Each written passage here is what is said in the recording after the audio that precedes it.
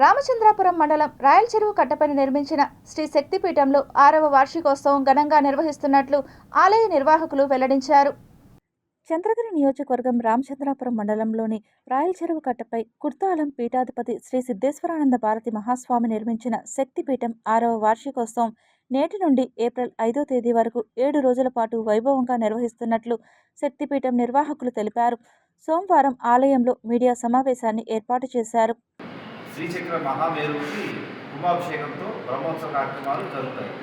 ఇందులో భాగంగా భక్తులందరికీ వారి కష్టాలు తీర్చుకునేదానికి విధంగా ఏంటి అంటే పూజ్య మాతాజీ వారు పూర్తి ఉచితంగా వచ్చిన భక్తులందరికీ ఎవరైతే వస్తారో వారందరికీ పూర్తి ఉచితంగా హోమం కార్యక్రమంలో అన్నింటినీ ఏర్పాటు చేసి ఉన్నారు.